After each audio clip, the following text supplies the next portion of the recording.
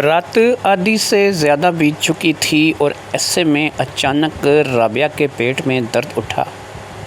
یہ درد کچھ عجیب سا تھا، ایسا درد اس نے پہلے کبھی محسوس نہیں کیا تھا۔ اسے ایسا محسوس ہو رہا تھا کہ اس کے پیٹ کے اندر جیسے کوئی چیز ہے جو کہ باقاعدہ گھوم رہی ہے۔ ایک انجانا سا درد، ایک ایسا درد جو کہ آج سے پہلے اسے نہیں ہوا تھا، کیونکہ رات آدھی سے زیادہ بیت چکی تھی۔ قریب 2 بجے کے قریب کا وقت تھا جب وہ اس درد کی تکلیف کی شدت کو برداشت نہ کرتے ہوئے اپنی چارپائی پر اٹھ کر کے بیٹھ گئی تھی۔ اس نے اپنے ارد گرد دونوں ہی چارپائیوں پر دیکھا، ایک پر اس کی ماں سو رہی تھی اور دوسرے پہ اس کا باپ دن بھر کا تھکا ہارا آ کر کے سو رہا تھا۔ ایسے میں کیا ان کو اٹھانا یا پھر اس تکلیف کے بارے میں بتانا صحیح ہوگا؟ اس نے اپنے آپ میں ہی اس بات کو سوچا اور اس تکلیف کو برداشت کرنے کی کوشش کرنے لگی۔ پھر اسے اس بات کا خیال آیا کہ نہیں، مجھے اس کو برداشت نہیں کرنا چاہیے، کیونکہ ظہور چاچا کی بیٹی کو بھی اس طریقے سے آدھی رات کو پیٹ میں درد اٹھا تھا اور وہ بیچاری بھی شاید اسی وجہ سے خاموش ہو گئی تھی کہ اس کے گھر والے اس بات کو لے کر کے آدھی رات کو پریشان نہ ہوں، لیکن اس کا نتیجہ اس کے حق میں بہت برا نکلا تھا اور وہ بیچاری اپنی جان سے ہاتھ دھو بیٹھی تھی۔ پیٹ کا درد کوئی معمولی درد نہیں ہوتا، اس لیے اس بات کو جان کر کے رابعہ نے اپنے والد کو اور اپنی والدہ کو اٹھانے کا فیصلہ کر لیا تھا اور انہیں اس بارے میں بتانے کا فیصلہ کر لیا تھا۔ لہذا سب سے پہلے اس نے اپنے ساتھ سوئی ہوئی اپنی ماں کو، جس کا نام ذکیہ تھا، آواز دی۔ اس نے کہا، ماں مجھے تکلیف ہو رہی ہے، میرے پیٹ میں شدید درد ہے۔ 2 سے 3 مرتبہ پکارنے پر ذکیہ بی بی اٹھ کر کے بیٹھ گئی۔ اس نے دیکھا تو اس کی بیٹی کی بری حالت تھی، وہ اپنی ہی بستر پر دوہری چوہری ہو رہی تھی۔ اس نے فٹافٹ سے قیوم کو آواز دی جو کہ اس کا شوہر تھا، اور قیوم اس کی ایک ہی آواز پر اٹھ کر کے بیٹھ گیا۔ قیوم نے بھی اپنی بیٹی کی حالت کو دیکھ لیا تھا اور دونوں ہی ایک دوسرے کی شکل دیکھنے لگے تھے۔ ظہور والا واقعہ انہیں بھی پتا تھا کہ جب ظہور کی بیٹی جاں بر نہ ہو سکی تھی اور اسی طرح آدھی رات پیٹ میں درد اٹھنے سے وہ بیچاری اللہ کو پیاری ہو گئی تھی اور اس کے والدین کچھ بھی نہ کر سکے تھے۔ یہ ایک گاؤں تھا جو کہ اندرون پہاڑوں کے اندر تھا۔ یہ کشمیر کی وادی تو کہلاتی تھی۔ یہاں پر سرسبز و شاداب پہاڑ تھے، جھرنے تھے، بہت سے چشمے تھے اور بہت سی ایسی چیزیں تھیں، لیکن یہاں پر جتنی زیادہ خوبصورتی تھی، جتنا زیادہ ماحول اچھا تھا، اتنا ہی زیادہ یہ گاؤں میڈیکل کی سہولتوں سے جو ہے وہ دور تھا اور میڈیکل کی سہولتیں اس گاؤں کو میسر نہیں تھیں۔ ایسے میں صرف ایک حکیم چاچا تھا جس کا نام الطاف تھا۔ وہ تھوڑی بہت جڑی بوٹیاں یا کچھ دوائیاں اپنے گھر میں بنا کر کے رکھتا تھا جو کہ کسی نہ کسی بندے کو کسی نہ کسی مرض کے لیے دے دیتا تھا۔ زیادہ تر اس کی ان جڑی بوٹیوں اور دوائیوں سے بندے کو آرام آ جاتا تھا اور شہر تک جانے کی ضرورت پیش نہیں آتی تھی۔ لیکن اگر اس طریقے سے شہر جانا پڑ جائے تو شہر پہنچنے تک ہی بندہ شاید اپنے رب سے جا ملے اور اس بیچارے کو شہر پہنچنے تک کی مہلت بھی نہ ملے۔ ایسے میں اب قیوم کے لیے اور ذکیہ کے لیے سوال یہی تھا کہ وہ جلدی سے الطاف کے گھر لے چلیں اور رابعہ کو لے کر کے وہ الطاف کے گھر چلے جائیں، کیونکہ رابعہ اگر الطاف کے گھر چلی جائے گی تو کوئی نہ کوئی جڑی بوٹی دوائی ایسی دے گا کہ جس سے اس کے پیٹ کے درد کا آرام آ جائے گا۔ انہیں اس بات کا تو اندازہ ہو گیا تھا کہ رابعہ کے پیٹ کے اندر درد ہے اور وہ اس درد کو لے کر کے دوہری چوہری ہو رہی ہے۔ پھر آہستہ آہستہ انہوں نے دیکھا کہ رابعہ نارمل ہونے لگی اور وہ درد رفع ہونے لگا، جیسے کہ اسے خود بخود سے ہی سکون آ رہا ہے۔ تھوڑی ہی دیر میں وہ بالکل ٹھیک ہو گئی۔ جو درد اچانک سے اس سے اٹھا تھا اب اس میں بے حد افاقہ تھا اور اپنے آپ کو کافی بہتر محسوس کر رہی تھی۔ ایسے میں انہوں نے پھر بھی سوچا کہ ہمیں وقت ضائع نہیں کرنا چاہیے اور حکیم کو دکھا دینا چاہیے۔ وہ اسی وقت وہاں سے باہر نکلے اور ان کے پاس صرف ایک گدھا گاڑی تھی جسے ظاہری بات ہے کہ قیوم چلاتا تھا۔ کچھ بکریاں بھیڑیں تھیں جو کہ انہوں نے گھر میں پال رکھی تھیں، ایک کتا تھا اور یہی ان کی کل کائنات تھی۔ گھر میں سامان کے نام پر چند چیزیں تھیں اور بستر تھے، بس سونے والے یا پھر کھانا پکانے کے برتن تھے، اس کے علاوہ گھر میں اور کچھ نہیں تھا۔ یہ تھا کہ چاہے پہاڑوں کے اندر ہی صحیح لیکن گھر ان کا اپنا تھا اور یہاں پر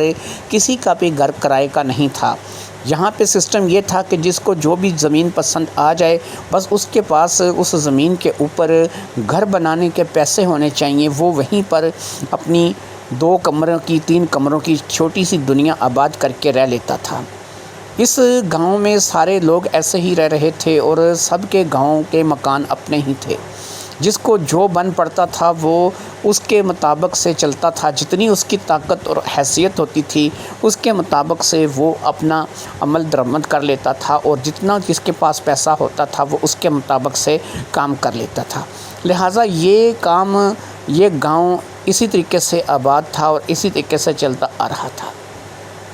یہاں کے کچھ لوگ تو کھیتی باڑی کے ذریعے سے اپنی روزی روزگار کو کماتے تھے اور کچھ لوگ یہاں پر بھیڑ بکریاں پالتے تھے، اور جو رابعہ کا پریوار تھا یعنی قیوم اور ذکیہ، یہ بھی بھیڑ بکریاں پال کر کے ہی اپنا گزارا کرتے تھے۔ 50-60 بکریاں انہوں نے رکھی ہوئی تھیں جن میں سے نر اور مادی بھی تھے اور اسی طریقے سے آگے بچے بھی ہوتے رہتے تھے، اور یہی ان کے کام آتا تھا کہ جب عید کا سیزن آتا تھا یا اس کے علاوہ بھی یہاں اسی پہاڑی علاقے میں قریب ہی ایک منڈی لگتی تھی جہاں پر دور دور سے لوگ جانور خریدنے کے لیے آتے تھے اور یہ لوگ اپنے جانوروں کو فروخت کر کے اپنے معاملات چلاتے تھے۔ یہی ان کی زندگی کا رہن سہن تھا اور یہی ان کے رہنے کا طریقہ تھا۔ قیوم اور ذکیہ گدھا گاڑی پر لاد کر کے رابعہ کو اس وقت آدھی رات سے بھی زیادہ وقت گزر چکا تھا لے کر کے چلے آئے تھے اور وہ سیدھا الطاف کے گھر گئے تھے۔ الطاف اس گاؤں کا ایک ایسا حکیم تھا جس کے تجربے میں کسی قسم کا شک نہیں تھا اور بہت سی دوائیاں اس کے پاس ایسی کام کی ہوتی تھیں۔ آدھی رات میں جب الطاف کے گھر کا دروازہ کھٹکھٹایا گیا تو یہ اس کے لیے کوئی نئی بات نہیں تھی۔ کوئی بھی مریض اس کے گھر میں آدھی رات کو آ جاتا تھا اور جیسے کیونکہ لوگ جانتے تھے کہ یہی ایک ایسا بندہ ہے کہ جو آدھی رات کو بھی جاگ رہا ہوتا ہے اور زیادہ تر وہ حکمت کی کتابیں وغیرہ رات کو جاگ کر کے پڑھا کرتا تھا اور انہی میں سے وہ کوئی نہ کوئی دوائی بنایا کرتا تھا۔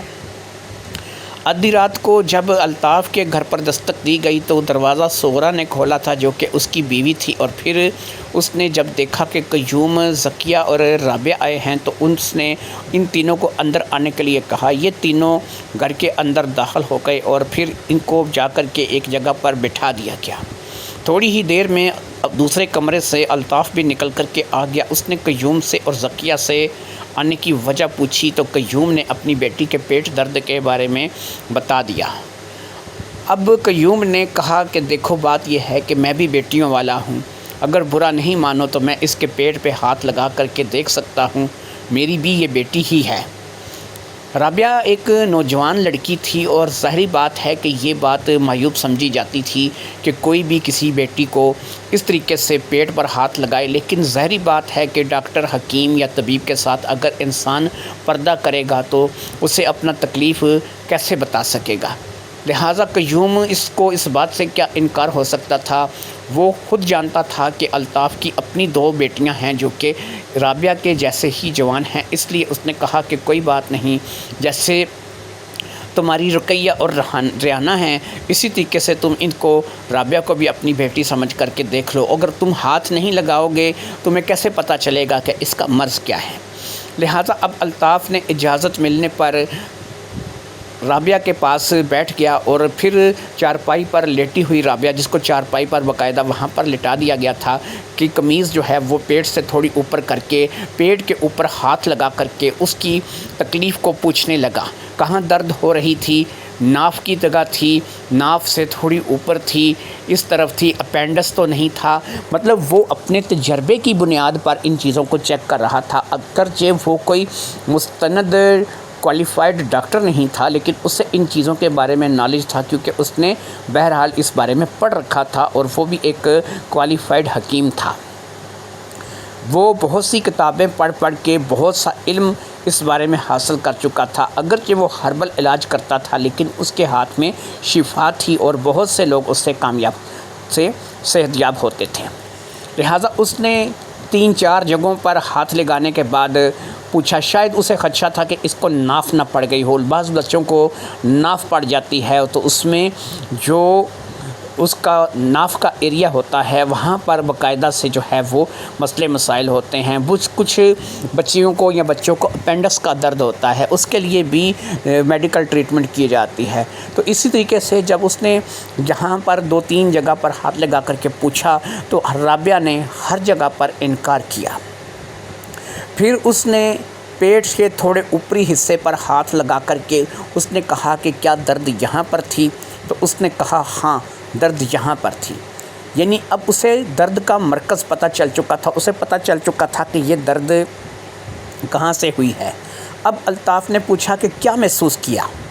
اس نے بتایا کہ ایسے محسوس کیا کہ جیسے کوئی چیز ہے گول گول سی وہ پیٹ کے اندر گھوم رہی ہے۔ پھر ایسا محسوس ہوا کہ جیسے کسی نے اندر سے کوئی مارا ہو، یا کسی جیسے کوئی ہتھوڑا مارتا ہے، جیسے کوئی ٹھوکتا ہے، یا جیسے کوئی چیز باہر نکلنے کے لیے زور لگاتی ہے، اس قسم کی بات کو محسوس کیا۔ الطاف نے اب اپنی بیگم کی طرف دیکھا جو کہ اس پورے علاقے کی ایک واحد ایسی دایا تھی کہ جو بہت سے بچوں کو اس پہاڑی علاقے میں جنم دینے کا باعث بنی تھی۔ اس نے باقاعدہ شہر سے دایا کی کورس کی ہوئی تھی اور وہ اس علاقے میں آ کر کے فی سبیل اللہ خدمت کر رہی تھی، اور اس میں اس کا کوئی کسی قسم کا لالچ نہیں تھا۔ اب صغرا جو تھی وہ آ کر کے اس رابعہ کے پاس بیٹھ گئی اور پھر اس نے رابعہ کے پیٹ پر ہاتھ رکھ کر کے رابعہ سے کچھ پوچھنا شروع کر دیا۔ رابعہ اسے بتاتی رہی اور وہ پوچھتی رہی، اور پھر جب یہ تمام باتیں پوری ہو گئیں اور تمام معلومات اکٹھی ہو گئی تو صغرا اٹھ کر کے کھڑی ہو گئی، اور صغرا نے اپنے شوہر کی طرف یعنی الطاف کی طرف دیکھا، اور پھر اس کے بعد اس کی نظر قیوم اور اس کے بعد قیوم کے بعد ذکیہ پر گئی۔ اس نے قیوم اور ذکیہ کو دیکھتے ہوئے اس بات کا اعلان کیا کہ رابعہ ماں بننے والی ہے، یہ لڑکی پیٹ سے ہے۔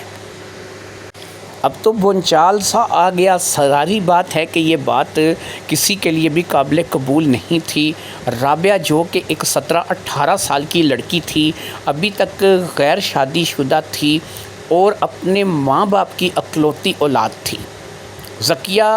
اور قیوم کی اکلوتی اولاد تھی، اس کے علاوہ کوئی بیٹی یا بیٹا نہیں تھا۔ ایسے میں اگر الطاف یا پھر صغرا اس بات کا اعلان کر رہے تھے کہ یہ لڑکی ماں بننے والی ہے اور اس کو جو بھی ہوا ہے یہ اس بات کے زیر اثر یہ تکلیف ہوئی ہے، تو یہ بات ایسی بات تھی کہ جو تو نہ ذکیہ قبول کر سکتی تھی اور نہ ہی اس بات کو قیوم سمجھ سکتا تھا اور قبول کر سکتا تھا۔ قیوم اس بات کو لے کر کے بفر گیا۔ اس نے کہا کہ آپ لوگ کیسی بات کر رہے ہو؟ ایک بچی جو کہ 17-18 سال کی ہے، پیٹ کے درد میں آپ کے پاس اسے لے کر کے آیا ہوں، اور آپ نے اس کی جانچ کرنے کے بعد یہ اعلان کر دیا ہے کہ یہ لڑکی ماں بننے والی ہے، جبکہ آپ اچھے طریقے سے جانتے ہیں کہ نہ تو اس لڑکی کو، اس بچی کو ہم نے کبھی گھر سے باہر اس طریقے سے نکالا ہے، نہ ہی ہمارے گھر میں ہمارا کوئی رشتہ دار کبھی آیا ہے، نہ ہی اس لڑکی کے ساتھ کچھ ایسا ہوا ہے اور نہ ہی اس نے کچھ ایسا کیا ہے۔ کبھی کبھار یہ میرے ساتھ بیر بکریاں چرانے کے لیے چلی جاتی ہے تو تب بھی میں اس کے ساتھ ہوتا ہوں اور اس کے اوپر پوری نگاہ رکھتا ہوں، یہ میری نظروں میں ہوتی ہے۔ ایسے میں یہ لڑکی کس طریقے سے ماں بننے والی ہو سکتی ہے؟ یہ کوئی معجزہ تو نہیں، کوئی کرامت تو نہیں کہ ایسا ہو جائے۔ آج کے دور میں ایسے معجزے یا کرامتیں نہیں ہوتی ہیں۔ ہاں، آج سے ہزاروں سال پہلے اگر کوئی ایسا معجزہ ہوا ہے تو اس کو آج کے دور پہ تو نہیں مسلط کیا جا سکتا۔ یہ لڑکی میری بیٹی ہے اور اس کے اوپر آپ یہ ایسی بات کیسے کر سکتے ہیں؟ اب صغرا نے کہا کہ دیکھو بھائی، بات یہ ہے، مجھے کسی کی بیٹی کو بدنام کرنے کی ضرورت نہیں ہے، نہ میں کسی کی بیٹی کو بدنام کرنا چاہوں گی۔ میری اپنی 2 بیٹیاں ہیں، ریحانہ اور رقیہ، جو کہ لگ بھگ اسی کی عمر کی ہیں۔ ایک 21 سال کی ہے، ایک 19 سال کی ہے، اس سے بڑی ہی ہیں، لیکن وہ بچیاں میری بچیاں ہیں تو یہ بچی بھی میری بچی ہے۔ یقین کرو میں جو تمہیں بات بتا رہی ہوں، جو اس بچی نے بتایا کہ جیسے اس سے محسوس ہوتا ہے کہ اندر سے کوئی گھونسا مارتا ہے یا اندر سے کوئی باہر آنے کی کوشش کرتا ہے، اور پھر تم نے شاید ایک بات کو محسوس نہیں کیا، تمہاری بیٹی کا یہ جو پیٹ کا اوپری حصہ ہے یہ بھی دیکھو کہ غیر معمولی طور پر ابھر آیا ہے۔ ایک دبلی پتلی لڑکی جو کہ ابھی شادی شدہ بھی نہیں، اس کا پیٹ اس طریقے سے نہیں پھولتا، اور یہ تمام باتیں اس چیز کی طرف اشارہ کرتی ہیں کہ یہ لڑکی جو ہے باقاعدہ پیٹ سے ہے۔ باقی یہ ہے کہ میں ابھی یہ نہیں کہہ سکتی کہ اس کا کون سا مہینہ ہے اور یہ کتنے مہینے کے پیٹ سے ہے، جیسے کہ اس نے مجھے بتایا کہ اندر سے باقاعدہ حرکت ہے اور کوئی پش کرتا ہے، کوئی اندر سے ٹھوکتا ہے، کوئی جو ہے سے ہتھوڑے کی طرح۔ تو اس میں ایک بات جو ہے وہ کہہ سکتی ہوں کہ جو کوئی بھی ہے کم سے کم یہ کام 3-4 مہینوں کا ہو چکا ہے اور اس سے کم کا نہیں ہے۔ 3-4 مہینے جو ہیں وہ اس کو ہو چکے ہیں۔ بہت بڑی مصیبت پڑ چکی تھی، بہت بڑی بات ہو چکی تھی۔ الطاف نے بھی بتایا کہ پیٹ درد کی جتنی بھی جگہیں ہوتی ہیں ان کے بارے میں نے اس سے پوچھ لیا۔ اس سے نہ تو کلیجے کا درد تھا، کبھی کبھار جگر کا درد اٹھتا ہے، نہ تو اسے کلیجے کا درد تھا، نہ اسے ناف تھی، اور نہ ہی اسے اپینڈکس کا درد تھا۔ یہ ان تینوں جگہوں کی تصدیق اس نے نہیں کی، اور اس نے یہی کہا کہ مجھے ان تینوں میں سے کسی جگہ پر بھی درد نہیں ہے۔ اس کے بعد ظاہری بات ہے کہ جب صغریٰ نے اس کی جانچ کی اور صغریٰ نے جو اس کے سوالات کیے وہ آپ لوگوں کے سامنے تھا، اور یہ ساری باتیں آپ خود بتائیں۔ آپ نے چلو ایک ہی بیٹی صحیح آپ کی، لیکن بھابی ذکیہ بھی اس منزل سے گزری ہے، تو کیا ایسا لگتا نہیں ہے کہ یہ ساری علامات جو ہیں وہ اسی طرف اشارہ کر رہی ہیں؟ اور پھر ہم دونوں کوئی آپ کے دشمن تھوڑے ہی ہیں۔ یہ کیسے ہو گیا، کب ہو گیا، کیوں ہو گیا، اس کے بارے میں تو ہم نہیں جانتے، لیکن اتنا ہے کہ جیسے کہ یہ پیٹ کے اوپر ورم ہے یا پیٹ پھول رہا ہے، یہ اس بات کی طرف اشارہ کر رہا ہے کہ یہ 4 سے 5 مہینے کا کام ہے، یہ اس سے کم کا کام ہے نہیں ہے۔ اب ایک چیز جو میں نے اس بچی سے پوچھی جائے گی، اور وہ ہے اس بچی کی ڈیٹ کے بارے میں پوچھا جائے گا۔ تو اس بچی سے جب ڈیٹ کے بارے میں سوال کیا گیا ہے تو آپ کے سامنے اس نے کیا جواب دیا ہے کہ اس سے ڈیٹ نہیں آ رہی ہے اور اس کو ڈیٹ آنے کی پرابلم ہے۔ اور جب اس سے یہ پوچھا گیا ہے کہ تمہیں کتنے عرصے سے ڈیٹ نہیں آ رہی ہے تو اس نے 4 سے 5 مہینے کا بتایا ہے۔ تو 4 سے 5 مہینے کے اندر اسے ڈیٹ بھی نہیں آ رہی ہے، یہ باقاعدہ جو ہے یہ اس کا پیٹ بھی بڑھ رہا ہے اور اس کو اندر ایک حرکت بھی محسوس ہو رہی ہے۔ تو یہ تمام باتیں آپ لوگ بتائیں کہ کس طرف جائیں گی۔ ہم میڈیکل والے جو ہے وہ حکیم ہیں یا دایا ہے یا کوئی بھی ہے، وہ اس کو کہاں پر فٹ کرے گا اور اس کے بارے میں کیا بات کرے گا۔ یہ تمام باتیں سننے کے بعد قیوم اور ذکیہ دونوں ہی سر پکڑ کر بیٹھ گئے تھے۔ بات الطاف کی اور صغریٰ کی بھی ٹھیک تھی کہ آج کے دور میں معجزے یا کرامتیں تو نہیں ہوتی ہیں، یا پھر یہ کوئی حضرت یسوع مسیح علیہ السلام کا دور تو نہیں تھا کہ یہاں پر بغیر باپ کے بیٹا پیدا ہو جائے گا، یا پھر یہ وہ معجزات اور کرامتوں والے علامات تو نہیں تھی۔ نہ ہی آج کے دور میں ایسا ہوتا تھا، نہ ہی یہ آدم کی تخلیق تھی جو کہ بغیر ماں باپ کے ہو جائے گی۔ اس لیے یہ وہ باتیں تھیں کہ جو ظاہری بات ہے کہ نہ ماں باپ کو سمجھ آ رہی تھیں اور نہ ہی صغریٰ اور الطاف کو اس بارے میں سمجھ آ رہی تھی۔ یہ چند مکانات پر جو کہ 40 سے 50 رہے ہوں گے اسی پہاڑوں کے بیچ میں مشتمل ایک چھوٹا سا گاؤں تھا، اور اس چند مکانات کے موجودہ جو جتنے بھی لوگ تھے، ظاہری بات ہے کہ یہ کل تک یا پھر 1 سے 2 دن تک ہر گھر میں یہ بات پہنچ جانی تھی کہ رابعہ جو کہ قیوم کی بیٹی ہے اس کے ساتھ یہ سلسلہ ہے، کیونکہ یہاں پر بات پھیلتے وقت نہیں لگتا تھا۔ اگر صغریٰ بولے کہ میں اس پہ راز رکھوں گی، یا الطاف بولے میں اس پہ راز رکھوں گا، رقیہ یا ریحانہ بولیں کہ ہم کسی کو نہیں بتائیں گی، لیکن یہاں پر پتہ لگ ہی جاتا تھا۔ اور ایسے میں کہ اگر اس بات کا پتہ لگے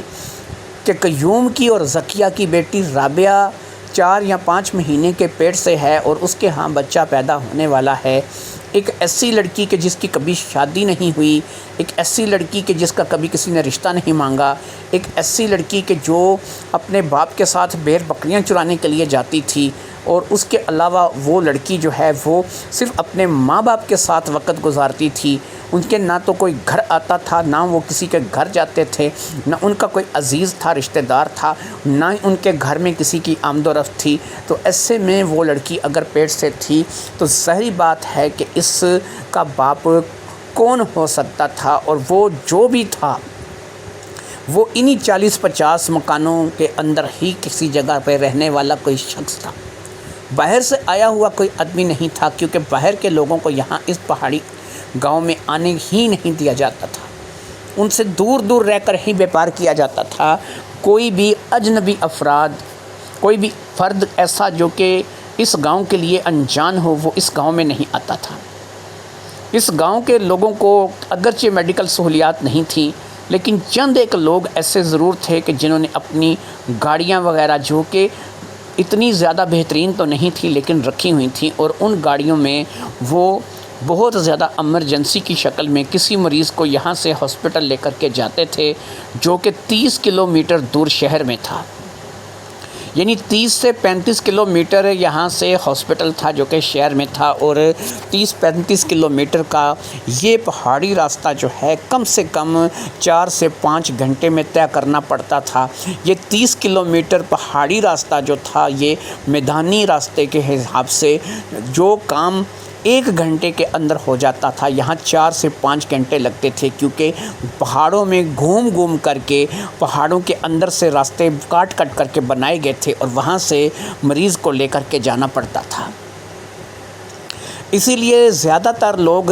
الطاف اور صغریٰ سے ہی دوائی لے لیتے تھے اور یہیں پر اپنا وقت گزارتے تھے، کوشش کرتے تھے کہ ان کو شہر نہ جانا پڑے، لیکن اگر پھر مجبوری ہے اور جان پر بن آئی ہے، اسے ہاسپٹل میں لے کر جانا ہی جانا ہے، تو پھر وہ 3 سے 4 گھنٹے یا 5 گھنٹے کا سفر جو ہے وہ ذہنی طور پر اپنے آپ کو تیار رکھتے تھے۔ بہت سے لوگ ایسے تھے کہ جو شہر تک پہنچ بھی نہیں پاتے تھے اور دنیا فانی سے کوچ کر جاتے تھے، لیکن ظاہری بات ہے کہ اب اس بات کے چلتے جو ہے وہ اس بات کو نہیں لیا جا سکتا تھا کہ سب کچھ چھوڑ چھاڑ کر کے ہم لوگ آرام سے ہاتھ پہ ہاتھ دھرے بیٹھ جائیں۔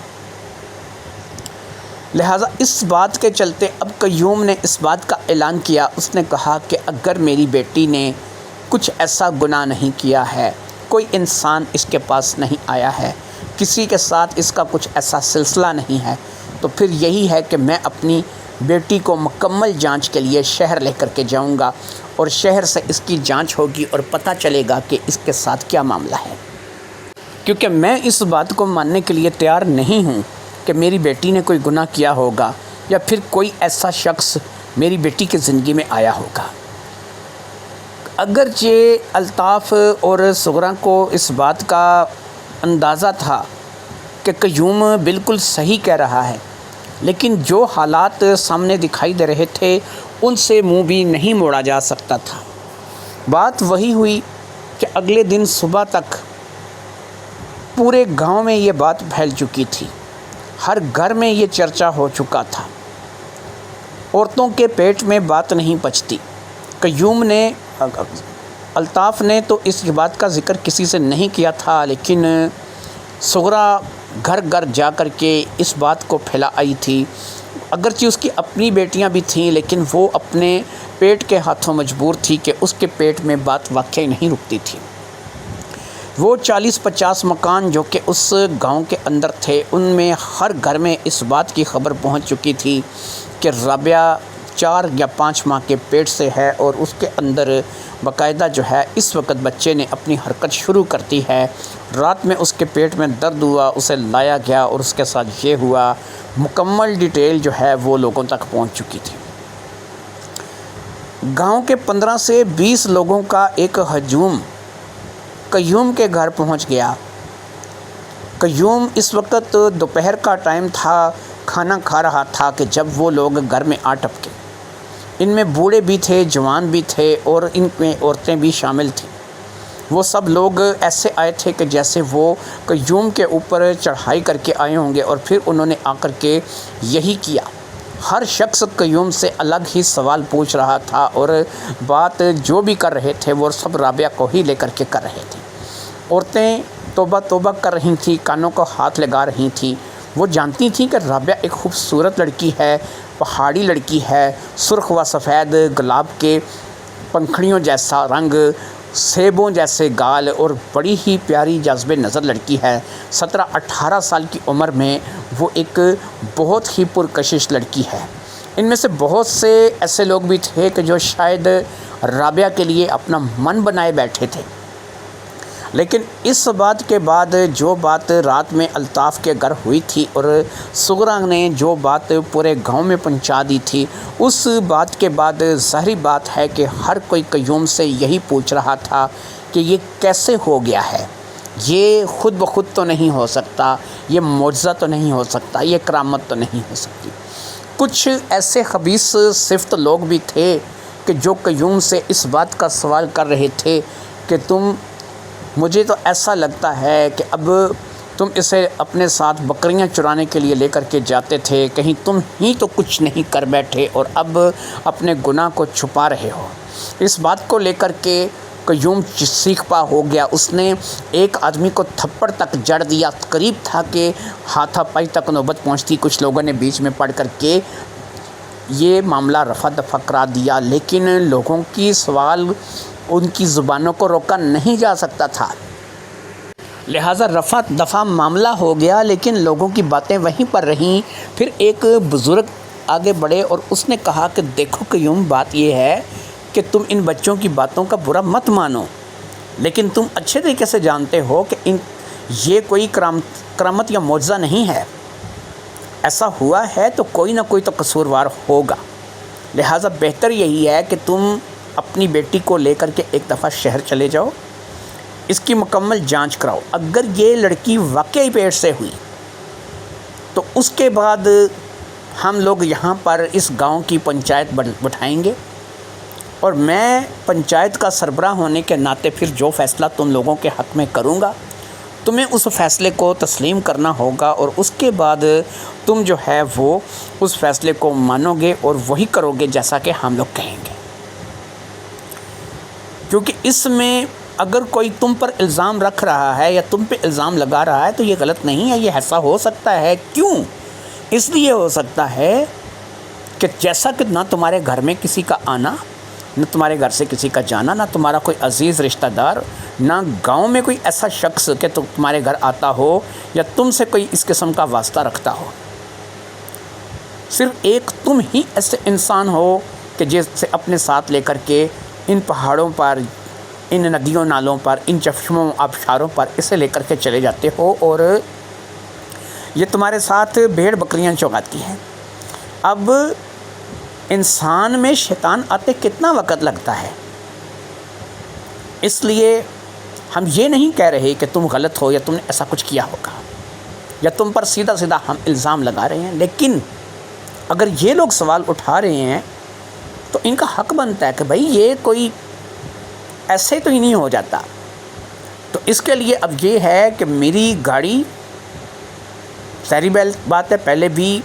ہم لوگ کئی لوگ میری گاڑی کے ذریعے سے شہر میں ہاسپٹل لے کر کے گئے ہیں، تو میں تمہارے ساتھ جاؤں گا، میری گھر والی تمہارے ساتھ جائے گی، اور جن کی وجہ سے یہ بات ہم تک پہنچی ہے، الطاف اور صغریٰ، یہ بھی ہمارے ساتھ جائیں گے۔ ہو سکے تو بچیاں بھی ساتھ چلی جائیں، ہمیں کوئی نہیں کہ بچیوں کو گھر میں اکیلا چھوڑیں، رقیہ اور ریحانہ بھی ساتھ جائیں گی۔ ہم شہر کے بڑے ہاسپٹل جائیں گے، وہاں پر ہم باقاعدہ کسی لیڈی ڈاکٹر سے ملیں گے، اس بچی کی رپورٹ کرائیں گے۔ اگر اس بچی کی رپورٹ میں یہ بات آئی کہ واقعی یہ 4 یا 5 منتھ پریگننٹ ہے اور اس کے بچہ ہونے والا ہے،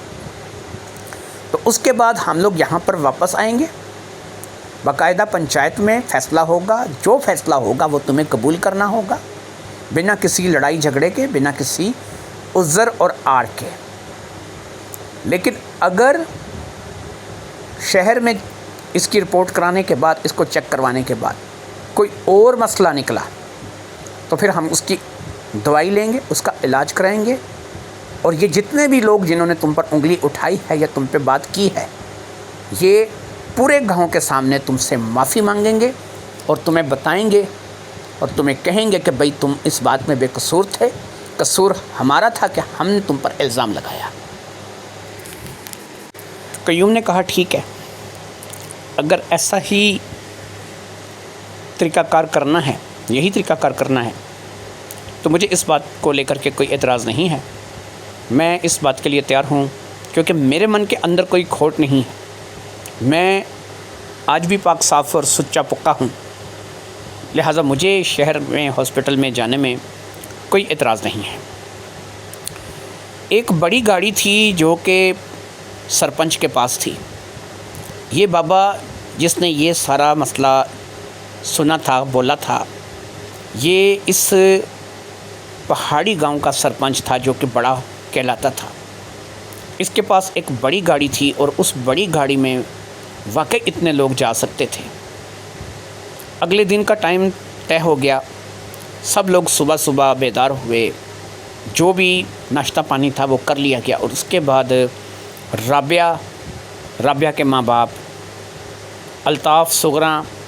اور ان کی دونوں بیٹیاں، خود پنچایت کا سردار ہاشم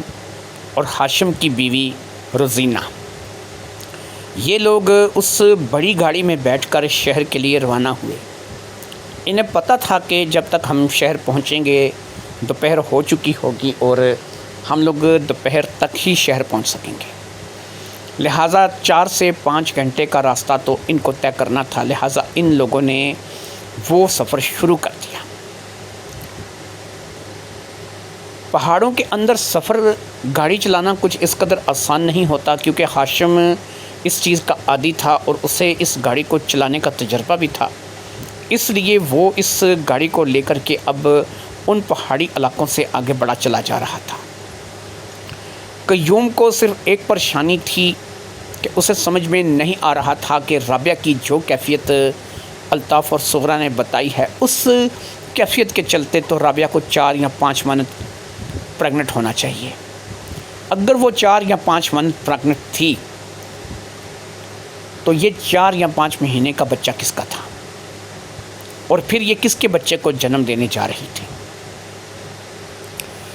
اسی طریقے سے ہر انسان اپنی سوچ میں گم اس گاڑی میں بیٹھا تھا۔ الطاف اور صغرا کے گھر سے واپس آ کر کے باقاعدہ قیوم نے رابعہ کو 2 تھپڑ جڑ دیے تھے اور بڑی سختی سے اسے پوچھا تھا کہ اس بات کا قصوروار کون ہے؟ اگر تم نے کوئی ایسا گناہ کیا ہے، کسی بھی جگہ پر کوئی ایسی بات کی ہے، تو اس کے بارے میں تمہیں بتانا ہوگا۔ لیکن رابعہ نے قسم کھائی تھی، منتیں کی تھی، ہاتھ جوڑے تھے کہ ابا مجھے اس بات کے بارے میں کچھ بھی نہیں پتا۔ ذکیہ نے بھی اس بات کی تردید کی تھی، اس نے کہا تھا کہ ایسا ہو ہی نہیں سکتا کہ رابعہ کو کسی نے چھوا ہو، میں ماں ہوں، میں اس بچی کو جانتی ہوں، میں اس پہ نظر رکھتی ہوں، اس لیے اس بچی سے اچھی پوچھ گچھ کرنا جو ہے یہ مجھے اچھا نہیں لگ رہا، کیونکہ اس نے کچھ ایسا نہیں کیا۔ لیکن وہ یہ بھی جانتی تھی کہ دن میں جب قیوم کی ان لوگوں کے ساتھ لڑائی ہوئی تھی، جھگڑا ہوا تھا، اور ان لوگوں نے قیوم کے اوپر ہی الزام جڑ دیا تھا۔ سچ پوچھیں تو ایک تھوڑی سی بات جو ہے وہ ذکیہ بھی سوچ رہی تھی۔ اسے جب ان لوگوں نے بات کی تھی کہ یہ باپ کے ساتھ بھیڑ بکریاں چرانے چلی جاتی ہے پہاڑوں میں، آبشاروں میں، ندی نالوں کے پاس، تو اب ایسے میں شیطان آتے ہوئے کتنا دیر لگتا ہے۔ تو اس لمحے ذکیہ کے دماغ میں یہ بات گئی تھی کہ کہیں واقعی گاؤں والوں کی بات میں کچھ سچائی نہ ہو، واقعی قیوم کے اندر کوئی شیطان نہ آ گیا ہو اور اس نے اپنی ہی بیٹی کو، لیکن نہیں، قیوم ایسا ہے نہیں۔ ذکیہ اسے بڑی اچھے طریقے سے جانتی تھی، اسے پتہ تھا کہ قیوم ایسا نہیں ہے، بس ایک شک تھا جو کہ اس کے دماغ میں ان لوگوں کی باتوں سے بیٹھا تھا،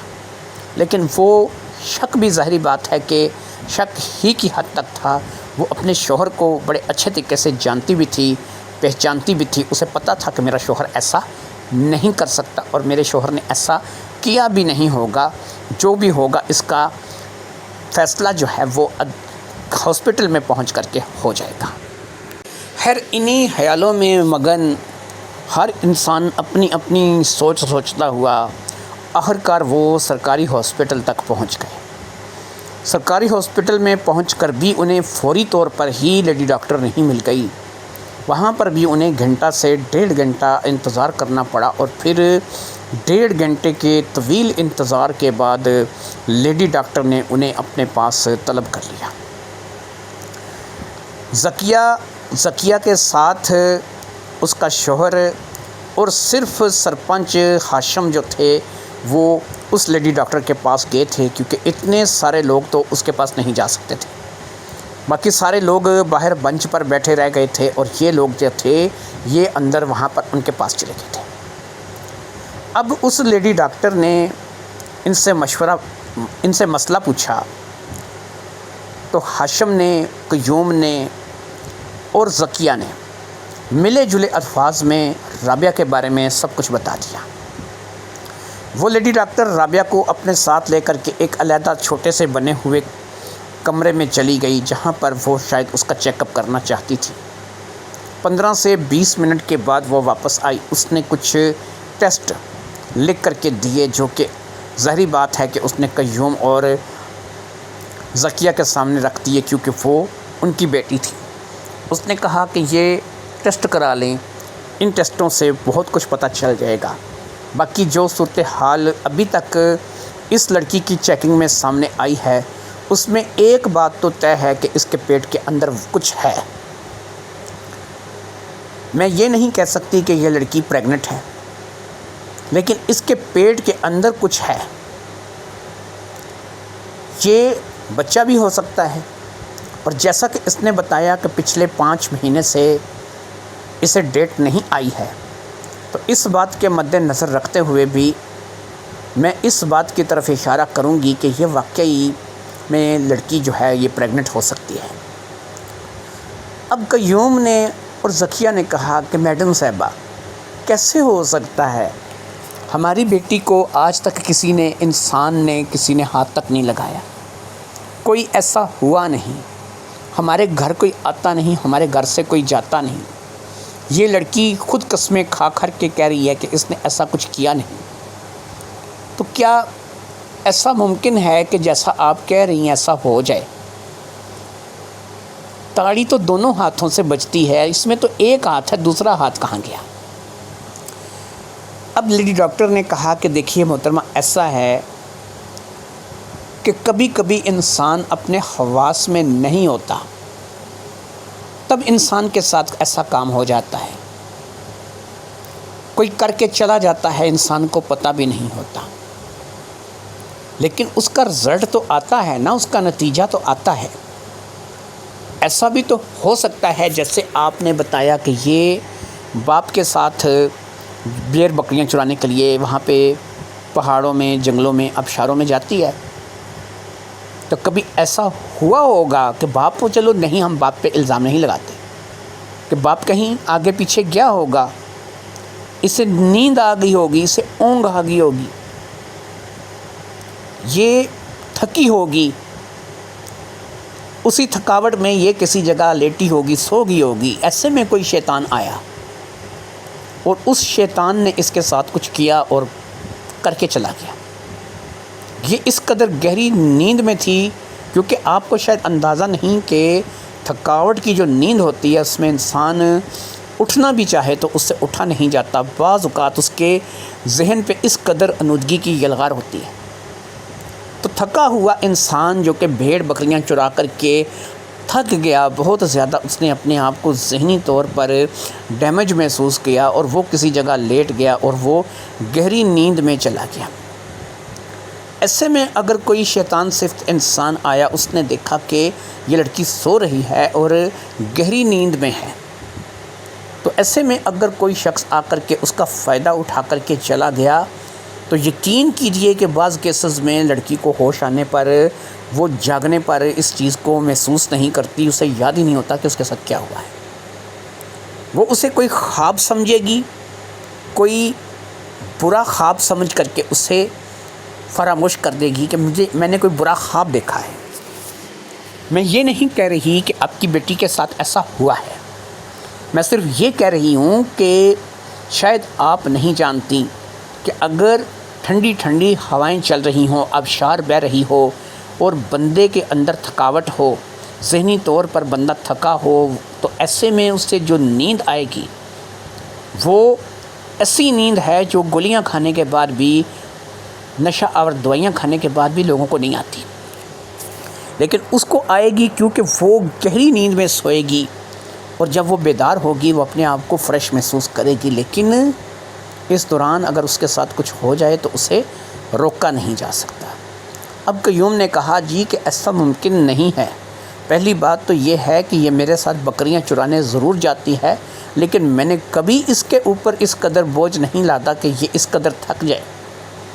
یہ جب بھی مجھے کبھی کھانا کھانے کی یا گھر جانے کی یا کوئی بات کرتی تو میں اسے فوری طور پر کھانا کھانے کے لیے گھر بھیج دیتا ہوں، آرام کرنے کے لیے گھر بھیج دیتا ہوں، اور پھر میں جس جگہ پر بھی ہوتا ہوں اسے گھر تک چھوڑ کر آتا ہوں اور پھر واپس آتا ہوں، میں اس کے اوپر پوری نگاہ رکھتا ہوں۔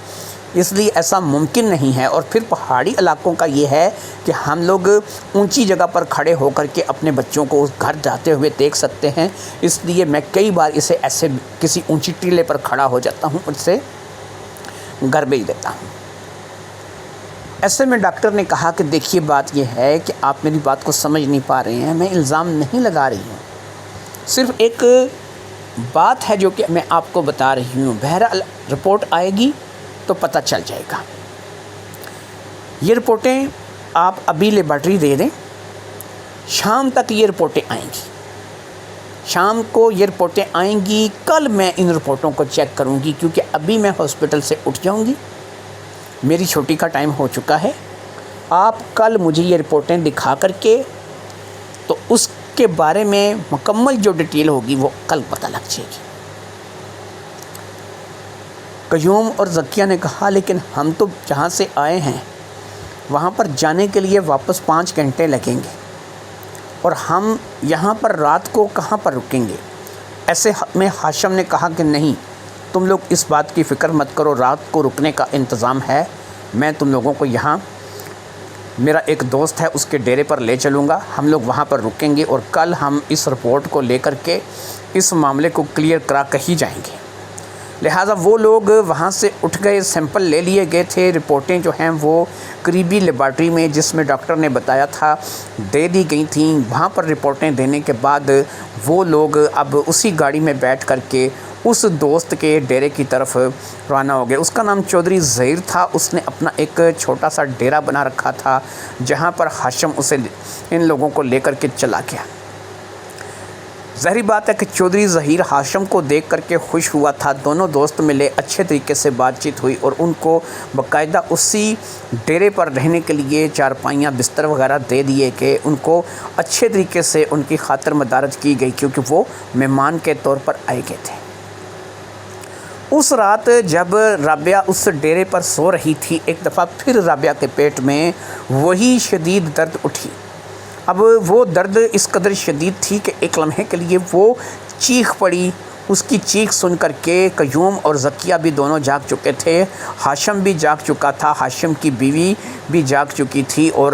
الطاف اور صغرا بھی بھاگ کر کے آ گئے تھے۔ یہ ایک بہت بڑا ہال نما کمرہ تھا جہاں پر سب لوگوں کو چارپائیاں لگا کر کے دی گئی تھیں اور سب لوگ اسی کمرے میں سو رہے تھے، اس لیے کسی کو بھی ایک دوسرے کے پاس پہنچنے میں دقت نہیں ہوئی تھی۔ رابعہ اپنے پیٹ کو لے کر کے دوہری ہوئی جا رہی تھی اور ایسا لگتا تھا کہ اس کے پیٹ میں شدید درد ہے۔ پھر ایسے میں الطاف نے اور سغرا نے مل کر کے اسے کافی حد تک سنبھالا تھا اور اس کے پیٹ پہ زیتون کی تیل کی مالش کی تھی اور تھوڑی سی اجوائن جو ہے اسے کھلا دی گئی تھی کہ اجوائن کے کھانے سے ظاہری بات ہے کہ اس کے پیٹ کے درد کا اس کو افاقہ ہو جانا تھا۔ 5 سے 10 منٹ کے دوران ہی اس کو اپنے پیٹ میں کافی بہتری محسوس ہونے لگی، جیسے کہ پہلے اس کو دورہ اٹھا تھا اور اس دورے کے بعد وہ 5 سے 10 منٹ کے اندر ٹھیک ہو گئی تھی۔ یہاں بھی وہ 5 سے 10 منٹ کے اندر ٹھیک ہو گئی، لیکن اس دوران اس کا پورا جسم پسینے سے شرابور ہو چکا تھا۔ ایسا لگتا تھا کہ وہ بہت ہی زیادہ جو ہے وہ تکلیف سے گزر رہی ہے۔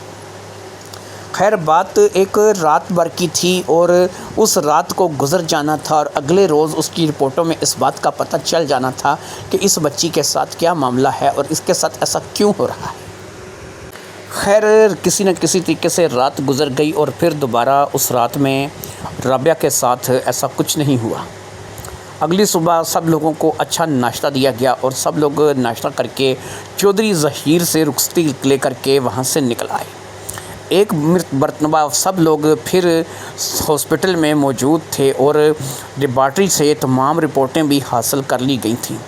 وہ رپورٹیں لے کر کے کیونکہ اب وہ صبح ہی صبح آ گئے تھے، اس لیے ڈاکٹر سے ملنے کا کچھ زیادہ تردد نہیں کرنا پڑا اور لیڈی ڈاکٹر کے پاس وہ جلد ہی پہنچ گئے۔ صبح کے 10 بجے ہی ان کی اس ڈاکٹر سے ملاقات ہو گئی۔ ڈاکٹر نے رپورٹیں دیکھنی شروع کی، بلڈ وغیرہ کی رپورٹیں، ایکس رے، الٹرا ساؤنڈ اور جو کچھ بھی اس نے لکھ کر کے دیا ہوا تھا اور کل جو کچھ بھی اس نے اس کے ساتھ رابعہ کے ساتھ کیا تھا، اس نے باقاعدہ اس کو الٹرا ساؤنڈ بھی لکھا تھا، اس کے ایکس رے بھی لکھے تھے اور اسی طریقے سے اس نے اس کی بلڈ کی رپورٹ بھی لکھی تھی، یورین کی رپورٹ بھی لکھی تھی اور تمام رپورٹیں اس وقت وہ ڈاکٹر کے سامنے میز پر پڑی تھیں۔ ان تمام رپورٹوں کے بلبوتے پر ڈاکٹر جو ہے وہ رپورٹیں پڑھتی چلی جا رہی تھی اور پھر ان تمام رپورٹوں کے بلبوتے پر ڈاکٹر نے یہ اعلان کر دیا کہ لڑکی کے پیٹ میں کچھ ہے۔ اب یہ نہیں کہہ سکتی کہ یہ بچہ ہے یا کوئی اور چیز ہے، کیونکہ الٹرا ساؤنڈ میں اور ایکس رے میں یہی ہے کہ اس کے پیٹ کے اندر باقاعدہ کوئی چیز ہے جو کہ زندہ ہے اور حرکت کر رہی ہے۔ یہ بچہ ہے یا نہیں ہے یہ ابھی 100% درست نہیں بتایا جا سکتا، لیکن یہی ہے کہ اگر ایک مرتبہ پھر ان رپورٹوں کے آنے کے بعد، کیونکہ پہلے ہم لوگ اس چیز کو جاننا چاہتے تھے کہ کچھ ہے یا نہیں ہے، لیکن اب جب کہ ہمیں اس بات کا پتہ چل رہا ہے کہ ہے، تو اب ایک مین الٹرا ساؤنڈ کروایا جائے گا جو کہ اس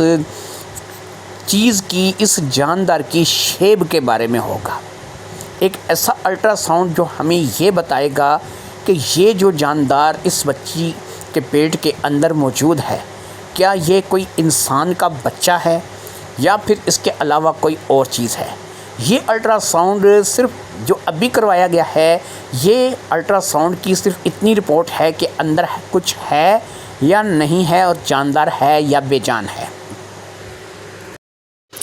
اب جو رپورٹ کروائی جائے گی اس میں یہ پتہ چلے گا کہ وہ جو بھی ہے اس کی کیا شیب ہے، وہ بچہ ہے، کوئی اور چیز ہے یا جو بھی چیز ہے وہ سامنے آ جائے گی۔ لہٰذا ایک روز آپ لوگوں کو یہاں پر مزید رکنا ہوگا اور آج جو رپورٹ آئے گی اس میں یہ کلیئر ہو جائے گا کہ یہ کیا ہے۔ الٹرا ساؤنڈ کے لیے میں آپ لوگوں کو باقاعدہ ایک ڈاکٹر کا بتا دیتی ہوں جو کہ ایک پرائیویٹ ڈاکٹر ہے۔ آپ اس کے کلینک میں چلے جائیے، تھوڑے پیسے تو زیادہ لگیں گے لیکن فوری طور پر وہ سکرین میں سامنے چیک کر کے آپ کو بتا دے گا اور اس کے بعد جو بھی رپورٹ بنے گی وہ آپ لے کر کے میرے پاس آ جائیے گا۔ لہٰذا اب اس ڈاکٹر نے ایک ڈاکٹر کا پتہ اور الٹرا ساؤنڈ کا لکھ کر کے دے دیا اور تمام لوگ اب اس طرف بڑھ گئے کہ جہاں پر وہ کلینک تھا، وہ ایک پرائیویٹ کلینک تھا لیکن وہاں پر ظاہری بات ہے کہ باری جلدی آ جانی تھی اور یہ کام جلدی ہو جانا تھا۔ وہ ڈاکٹر جس کا نام طارق تھا، وہ الٹرا ساؤنڈ کا کافی ماہر ڈاکٹر مانا جاتا تھا اور اس کی مہارت خاص الٹرا ساؤنڈ میں تھی۔ اس نے رابعہ کا الٹرا ساؤنڈ کیا، اس کے لیے رابعہ کو پہلے ڈھیر سارا پانی پلایا گیا اور پانی پینے کے بعد اس کا الٹرا ساؤنڈ جو ہے اس نے کیا۔ الٹرا ساؤنڈ کرنے کے بعد اس نے اپنی ساری رپورٹ تیار کی اور ساری رپورٹ تیار کر کے اس نے پھر ایک مرتبہ اسی ڈاکٹر کے پاس بھیج دیا جو کہ سرکاری ہاسپٹل میں تھی۔ لیکن جب تک یہ لوگ وہاں سے فارغ ہو کر کے اس سرکاری ہاسپٹل کے ڈاکٹر کے پاس پہنچے، اس وقت تک وہ وہاں سے جا چکی تھی، یعنی ان لوگوں کو پھر ابھی اگلے دن واپس آنا تھا۔ انہوں نے ڈاکٹر طارق سے الٹرا ساؤنڈ کے بارے میں پوچھا تھا، لیکن اس نے کہا تھا کہ جس نے آپ کو میری طرف ریفر کیا ہے وہی آپ کو ڈیٹیل بتائے گی، لہٰذا آپ نے اسی کے پاس جا کر کے ڈیٹیل لینی ہے، یہی بہتر ہے۔ اب یہ لوگ ایک دفعہ پھر چودھری ظہیر کے ڈیرے پر آ گئے تھے اور پھر سے ایک دفعہ انہوں نے وہیں پر رات گزارنے کا فیصلہ کیا تھا۔ چودھری ظہیر نے ایک دفعہ پھر ان کی اچھی خاطر کی تھی اور ان لوگوں کو کھانے پینے میں کسی چیز کی بھی کمی نہیں ہوئی تھی۔ اگلے روز جب یہ چودھری ظہیر کے ڈیرے سے اٹھ کر کے فارغ ہوئے تو پھر یہ سرکاری ہاسپٹل پہنچ گئے، ایک دفعہ پھر اسی لیڈی ڈاکٹر سے ملاقات کی۔ اب وہ تمام چیزیں جو کہ الٹرا ساؤنڈ میں آئی تھیں وہ باقاعدہ جو ہے ان کے پاس ایک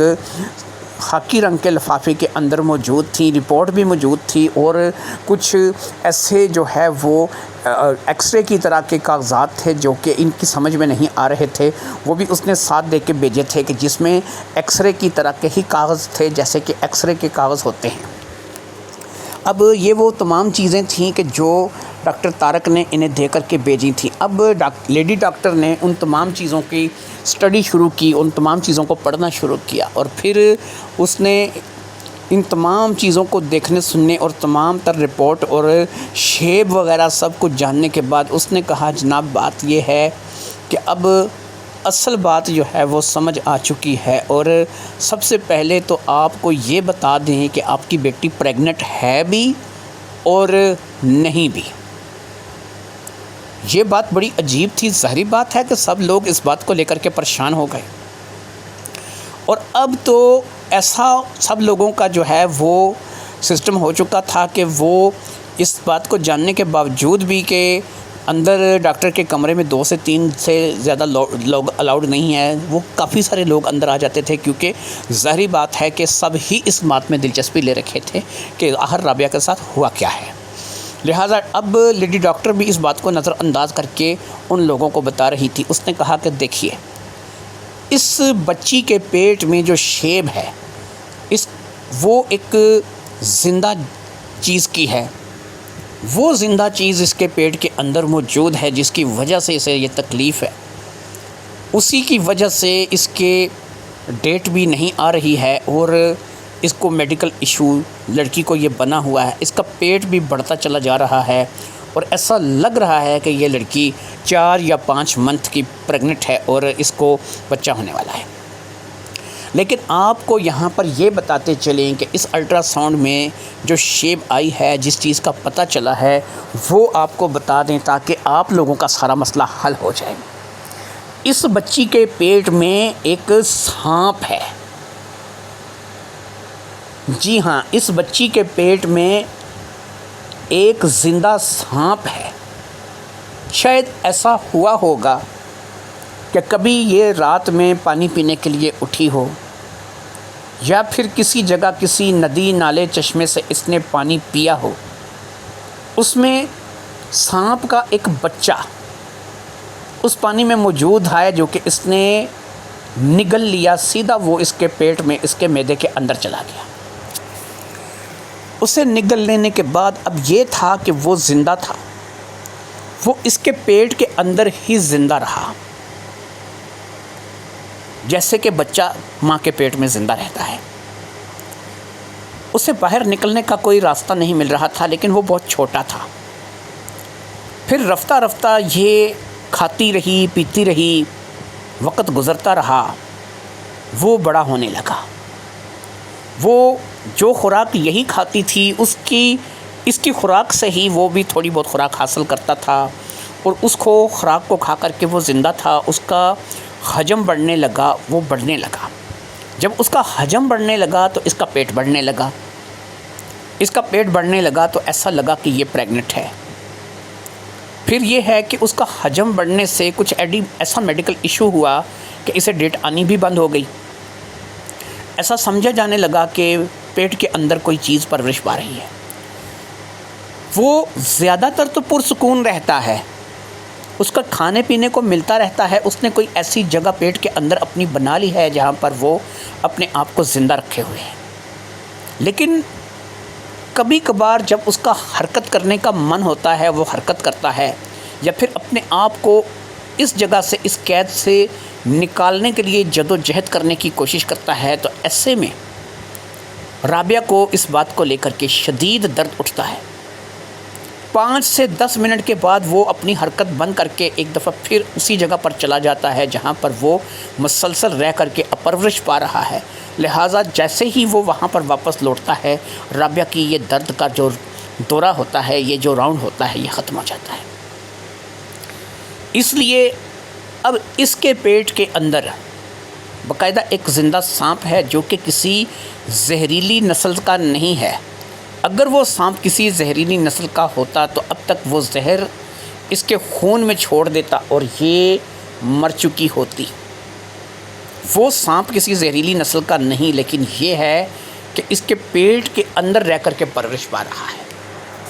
یہی وجہ ہے کہ یہ پریگننٹ تو ہے، لیکن صرف سانپ کی وجہ سے کہ اس نے ایک بہت ہی چھوٹا سا بچہ سانپ کا نگل لیا، شاید اس کو پتہ نہیں چلا، یہ کسی بھی جگہ پر کوئی ایسا پانی پی گئی کہ جس میں وہ چھوٹا سا بچہ موجود تھا، اور بعد میں پھر اس کا حجم بڑھنے لگا، اس کا وزن بڑھنے لگا، اور یہ جو ہے اس تکلیف میں مبتلا ہو گئی۔ نہ تو اس نے کسی کے ساتھ کچھ گناہ کیا ہے اور نہ ہی کسی نے اس کے ساتھ کوئی گناہ کیا ہے، یہ صرف ایک سانپ کا بچہ ہے جو کہ اس کے پیٹ کے اندر پرورش پا رہا ہے۔ لہٰذا تم میں سے کچھ لوگ واپس چلے جائیں، کچھ لوگ ابھی 3 سے 4 دن یہی رہیں۔ اس بچی کے لیے آپریشن لکھ دیتی ہوں، اس آپریشن کے ذریعے سے اسے ایک چھوٹا سا آپریشن کروانا پڑے گا جس پہ اس کے پیٹ کو تھوڑا سا کاٹ کر کے اس بچے کو جو کہ سانپ کا بچہ ہے نکال لیا جائے گا، اور اس کے بعد جب وہ سانپ کا بچہ اس کے پیٹ سے نکل جائے گا، اس کو ٹانکے لگا کر کے بالکل ٹھیک ٹھاک 2 سے 3 دن کے اندر کچھ میڈیسن دیں گے جس میں اس کا زخم کافی حد تک بہتر ہو جائے گا اور یہ آپ لوگوں کے ساتھ گھر واپس جا سکے گی۔ اس لیے بہتر یہی ہے کہ زیادہ تر لوگ واپس چلے جائیں اور صرف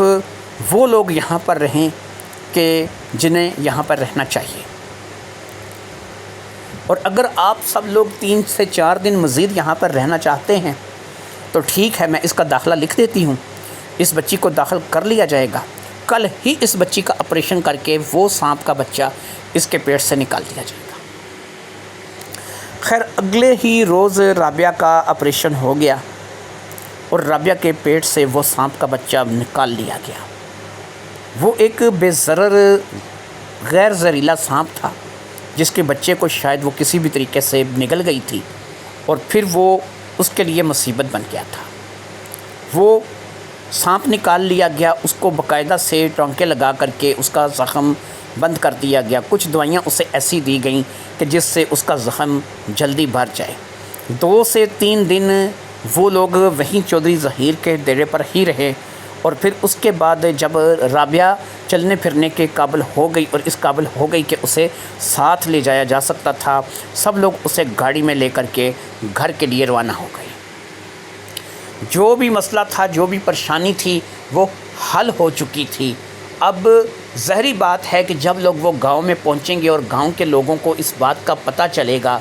کہ ایسا ہوا ہے، تو وہ بھی قیوم کو اور ذکیہ کو لے کر کے شرمندہ ہوں گے۔ ذکیہ بھی اپنے من ہی من میں شرمندہ تھی کہ ایک لمحے کے لیے ہی صحیح اس نے اپنے شوہر کے بارے میں غلط سوچا تھا۔ چودھری ہاشم بھی مطمئن ہو چکا تھا اور تمام آئے ہوئے ساتھی بھی مطمئن ہو چکے تھے۔ الطاف اور سغرا نے بھی غلط نہیں کہا تھا